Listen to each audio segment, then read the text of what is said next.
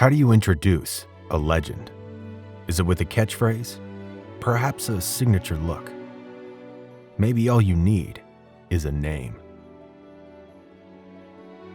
Legends are never born overnight, and even long after they're gone, a part of them lives on.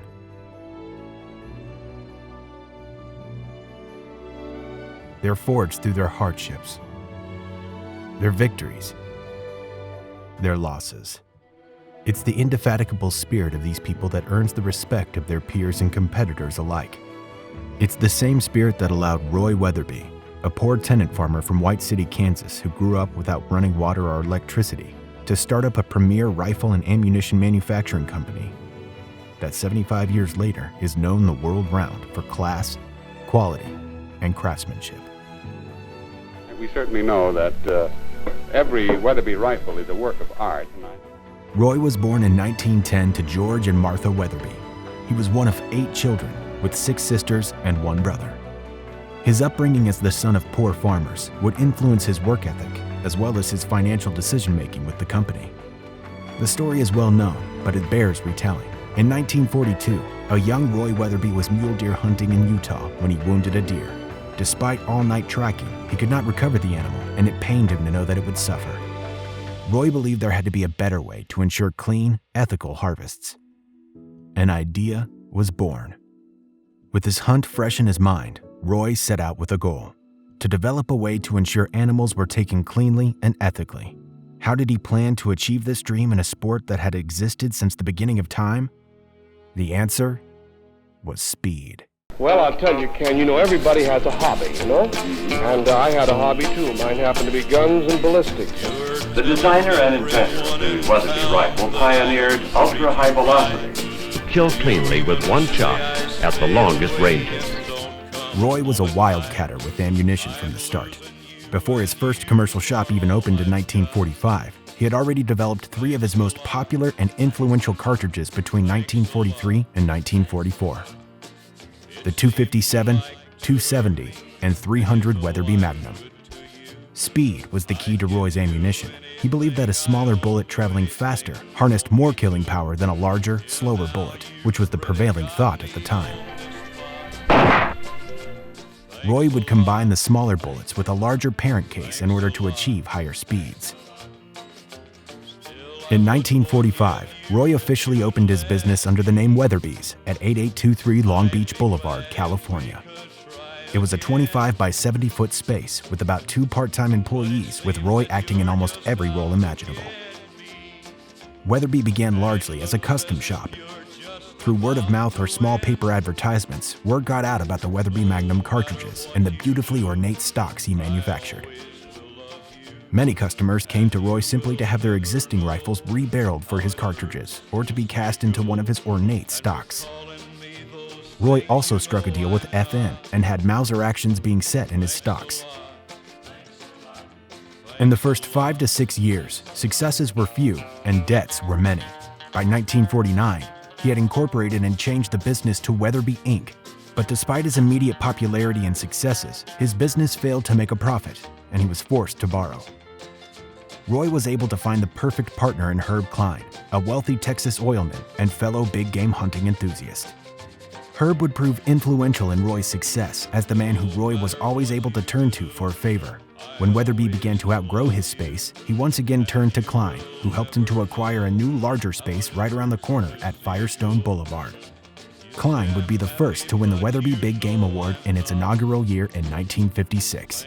Perhaps one of the most important factors in Roy's success was his ability to make friends. Roy had a knack for rubbing elbows with people of elite status, from Hollywood to sports, all the way to the White House.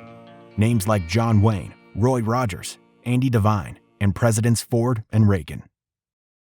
Roy knew that in order to sell his ammunition and continue to grow his business, he would need his own rifles, and the idea for the Mark V action began to form in his mind. By 1958, Roy had developed the Mark V 9-lug action, the strongest action in the world. Its 9 locking lugs provided it more points of contact for extra strength and allowed it a 54-degree bolt throw, which remains the lowest in the industry. After rigorous testing and perfecting his action, Roy began contracting with companies to produce his actions and also completed rifles. In the process of naming his action, he debated such names as the Model 5 or the Californian, but upon hearing the name Mark V, he knew it was the one. The Mark V rifle was born. But the proof of the pudding is the doing. Before a hunting rifle can truly be called proven, it must pass the real test. The test of action against the toughest of big game. Roy loved Africa, and with its abundance of big game, it was his favorite testing ground for his cartridges and rifles. He would often take safaris either by himself or with partners or friends.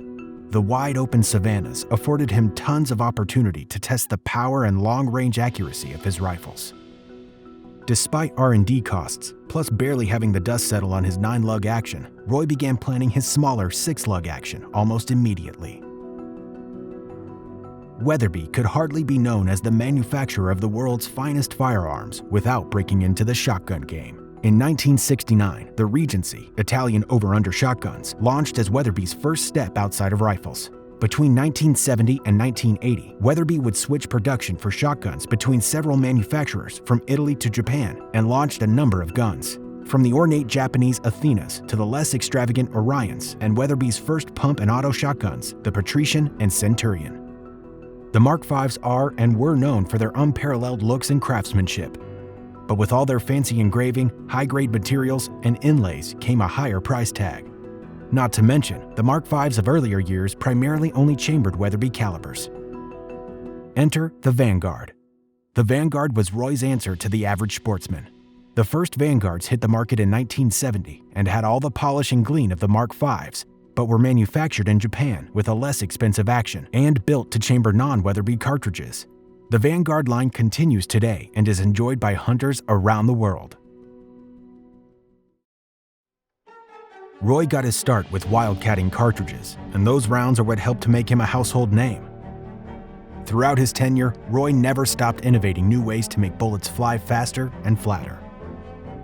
In 1945, his first 3 commercial cartridges, the 257, 270, and 300 Weatherby, launched.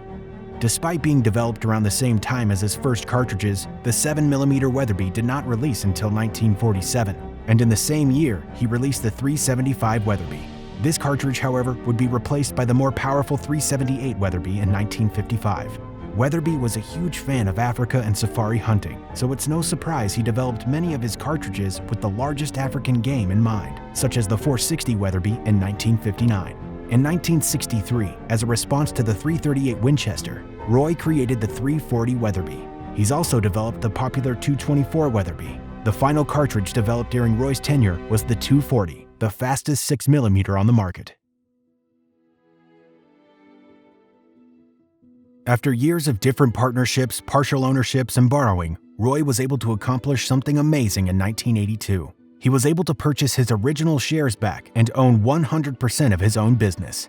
Weatherby Inc. was now a fully family-owned company. Roy was a perfectionist and known for having his hand in every one of his projects, as well most of them being his ideas to begin with. It has been fairly well documented that Roy was often abrasive to ideas that were not his own to begin with. For a man who made his money on taking risk and pushing boundaries, he became much more conservative in the later years of his life. Roy had only one son, Roy Ed Weatherby Jr. As Roy aged, he encouraged Ed to take more of a part in the business, and upon doing so, Ed began to institute some of his own ideas. The laser Mark V was first suggested by a young sales manager, where instead of hand engraving, a laser would precisely carve out wooden designs. Roy detested the idea, but Ed backed the young sales manager and the rifle turned out to be a success. Perhaps the biggest change in the Weatherby lineup to that point was Ed's introduction of the Fiber Mark. Ed had studied the trends around the market and saw that many people were interested in lighter weight hunting rifles.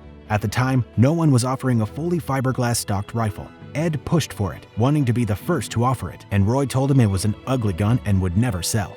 The Fibermark was the first full fiberglass stock rifle on the market, and upon the release, they were so popular they were backordered for almost 2 years. Ed shook up the Vanguard line as well. He saw the opportunity for continued growth in the lightweight rifle field.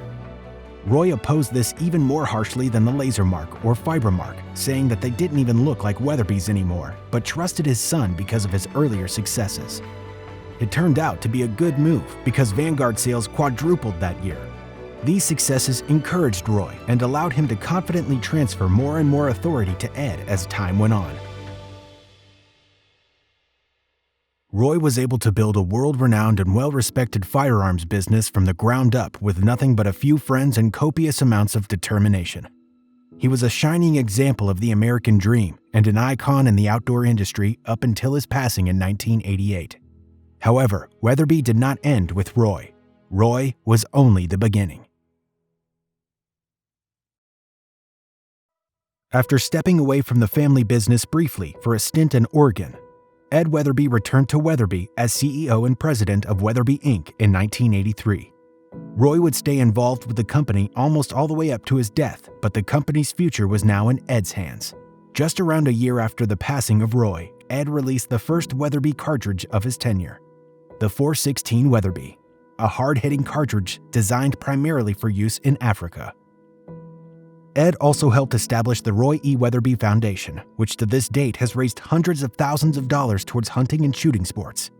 At the time Ed returned to Weatherby, there was not much in the way of a diverse product line.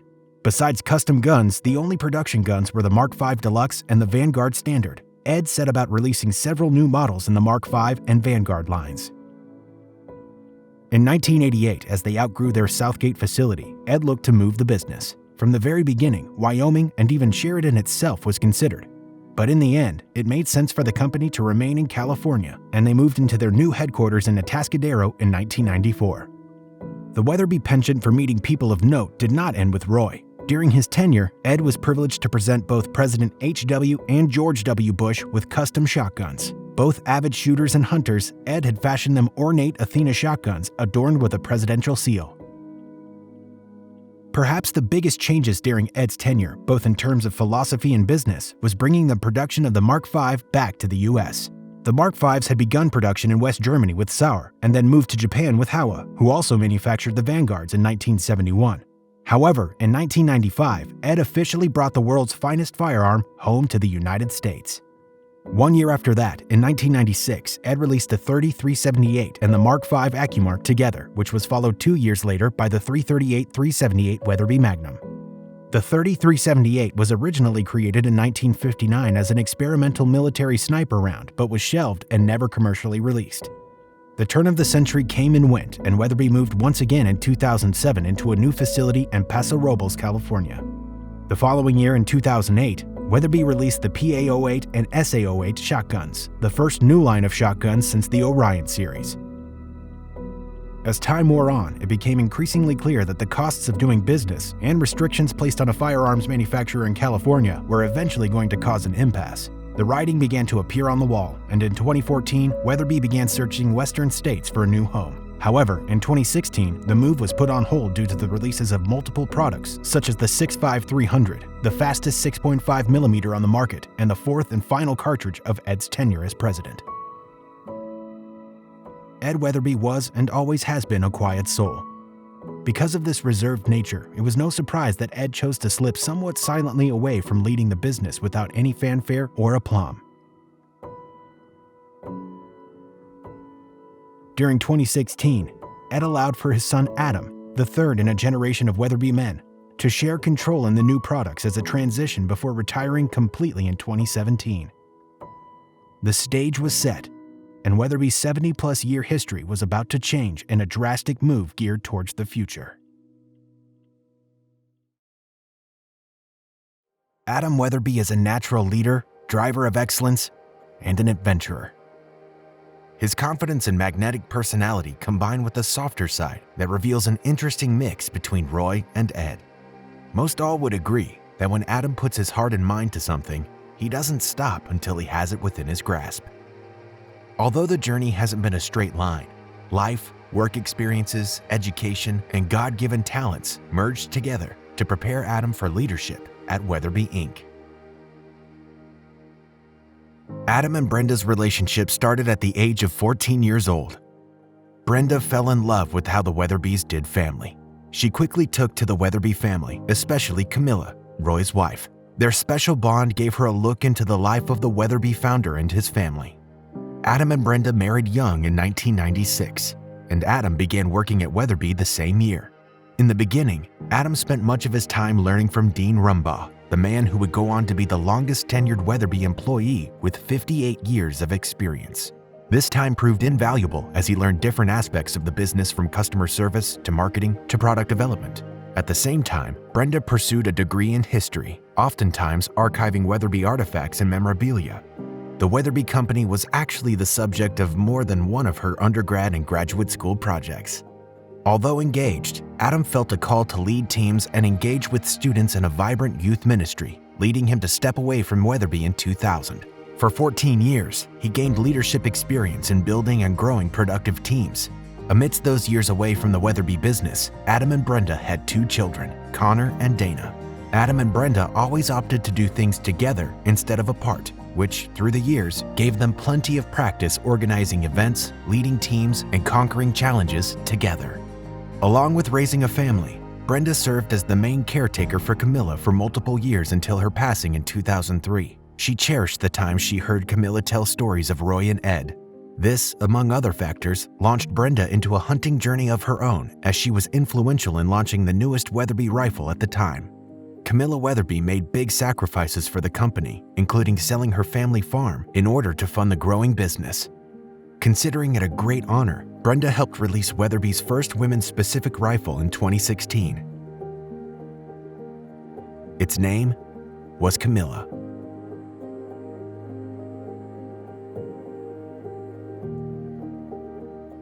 In 2014, Adam returned to Weatherby as COO. Adam dove right in with sales forecasts, financial considerations, and of course, time in the field.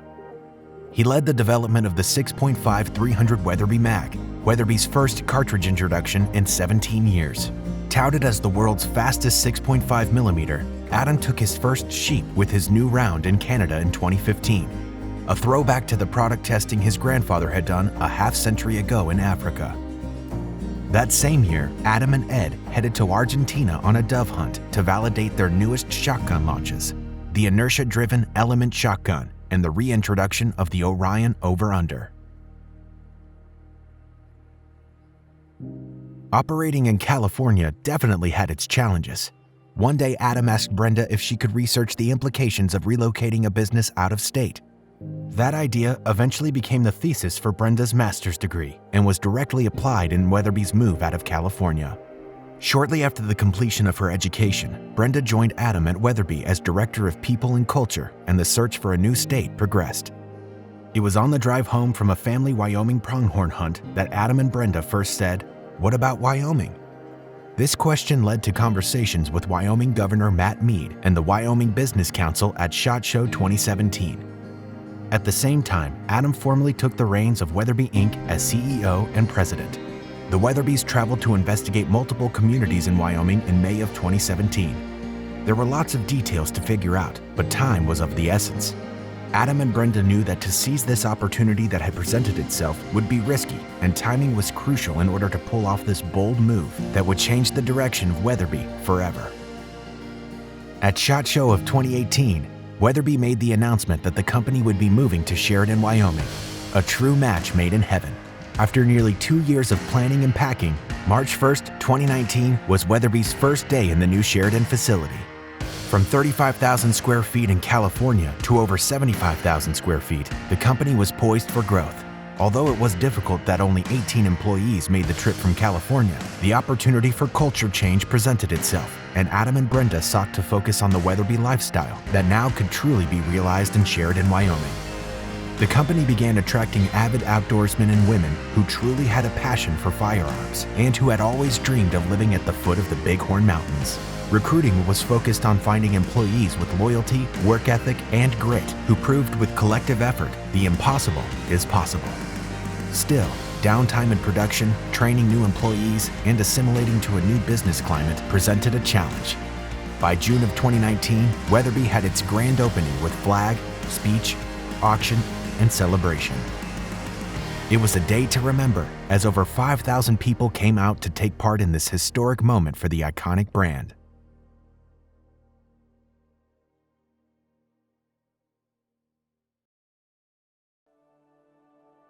From that point on, Weatherby has been pushing the limits in terms of innovation and product line improvements. Leading up to the grand opening, Weatherby introduced the 18i, a beautiful Italian-made semi-automatic shotgun that reminded wing shooters that Weatherby was still alive and well in the quality shotgun market. By the fall of 2019, and only 3 months after the grand opening, Weatherby relaunched an entire line of Mark Vs, which featured nearly a complete reinvention of almost everything but the legendary action. It was quite evident that the move to Wyoming was not merely a geographical location change, but it signified something much larger, something that was easily observed in the innovation and product development coming from Sheridan, Wyoming. It was at this time that Adam introduced Weatherby's 15th proprietary cartridge. Designed to maximize the size and weight of the Mark V 6-lug action, the 6.5 Weatherby RPM was a drastic departure from the belted, Venturi shoulder case that most Weatherby users had come to know over the years. The rebated rim, angled shoulder, and long slender case was designed to complement the smaller Mark V action and was introduced alongside the Mark V Backcountry TI. This combination provided the lightest, fastest production rifle available at the time, a clear message to the hunting and shooting community that Weatherby was committed to pushing the boundaries of what was possible in a hunting firearm. Just as Roy made his name by innovating, Adam looked to continue that long-standing Weatherby tradition. California represented a great history, but it was now clear that Wyoming represented a bright future. Beyond providing new opportunities for product growth, the move also allowed Weatherby to invest in the equipment and personnel needed to expand its manufacturing operations. The quality craftsmanship that Roy Weatherby had established decades earlier would now be carried out in the family's newly designed facility in Sheridan. With this new investment in both people and technology, Weatherby continues to maintain its competitive edge and product innovation at a rapid pace, moving into its 75th year of business. Perhaps one of the greatest benefits of Weatherby's new location was not even business-related. Wyoming itself provides endless opportunities to venture into the outdoors in pursuit of game with a Weatherby rifle or shotgun in hand. The rugged beauty of Wyoming makes it a place that calls to those with a passion for the outdoors and invites you to explore her vast mountains and prairies. Adam and Brenda spent their first fall in the cowboy state chasing antelope, mule deer, elk, and a myriad of birds. It was evident that this is where they belonged. From its humble beginnings in Roy Weatherby's California garage to its newly designed facility at the foot of the Bighorn Mountains in Wyoming, Weatherby has and continues to inspire the dreams of hunters and shooters. The Weatherby family's commitment to ballistic superiority, quality craftsmanship, and brand prestige has spanned the last 75 years and is now looking toward the future with an outstanding team, a passion for innovation, and a desire to maintain a reputation that has taken 3 generations to build.